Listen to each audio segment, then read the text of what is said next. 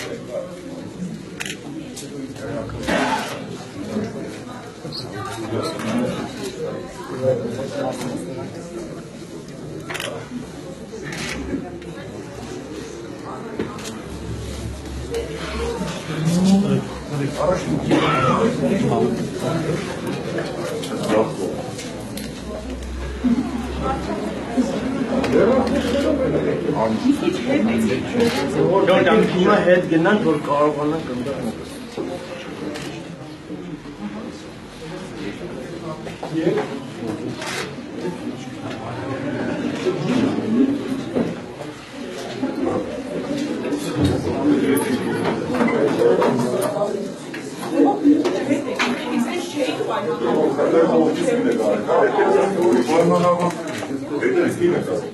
Մի քիչ հետ կանգնեք, որ մեր կարեք ծներեք։ Մի քիչ հետ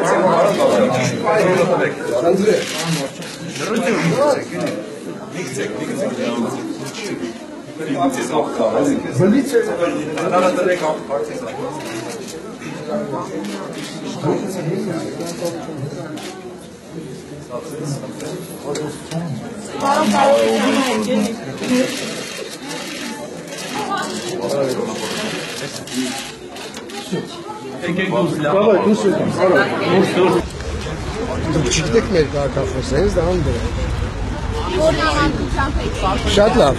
Պարոն վարչապետ, ինչպես եք բացառելու ընտրախախտումները, քանի որ արդեն առավոտից խոսում են, որ որոշակի խախտումներ կա այդ մասին բարձրացած։ Օրինակ ձեր հարցին պատասխանելը կտևի մի ժամ։ Այն բոլոր մեխանիզմներով, որը որ ներկայացվել է հանրությանը։ Պարոն վարչապետ, մեխանիզմները բավարար չեն ընտրախախտումները։ Ես կարծում եմ բավարար կլինի։ Պարոն վարչապետ, շատ մեծ աղմուկ անեց ազգային ժողովում ձեր հայտարարությունը, որ անորակ վարելիքի պատճառով զինտեխնիկան չի աշխատել, հետո հերքեցին եւ պաշտպանության նախարարությունը եւ դատախազությունը։ Ձեզ այդ տեղեկությունը որտեղից էր եւ ինչ կարող եք ասել հերկումների հետ։ Այս պահին ամենակարևոր հարցը դա է։ Քրեական գործ է հարուցված, տեղափոխված է դատախազություն։ Դուք գիտեք, որ հարկայինը քրեական գործ է հարուցել եւ տեղափոխված է այս պահին դատախազություն։ ՀՀԿ-ի շանսերը ինչպես է գնահատում։ Ժամանակը ցույց կտա։ Կանխատեսում չունեմ, ուզում եմ, որ ամեն ինչ խաղաղ լինի եւ համերաշխ եւ հանդուրժող։ Ինչով եք պայմանավորում այն հանգամանքը, որ ոչ մի քաղաքական ուժ չի ցանկանում կոալիցիա կազմել ՀՀԿ-ի հետ։ Իրենցից հարցրեք։ Կարծում եք պատճառը այն է, որ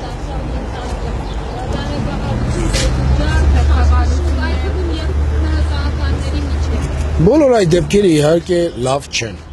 ակնհայտ է, որ լավ չեն, բայց կարծում եմ առաջընթաց կա։ Պարոն վարչապետ, ինչով եք պայմանավորված այն հանգամանքը, որ Սերժ Սարգսյանը քարոզարշավին չմասնակցեց եւ հիմնական, այսպես ասենք, դերակատարը դուք եք։ Կուսակցությունում այդպես էինք որոշել։ Այդ թվում նախագահը դրա համար որոշվեց, որ դուք այսպես առաջնորդեք քարոզարշավը, պարոն վարչապետ։ Թե ինչ դրդապատճառով ենք որոշել, այդպես որոշել ենք։ Տնօրենների սկանդալային ձայնագրության վերաբերյալ Ինչ կարող եք ասել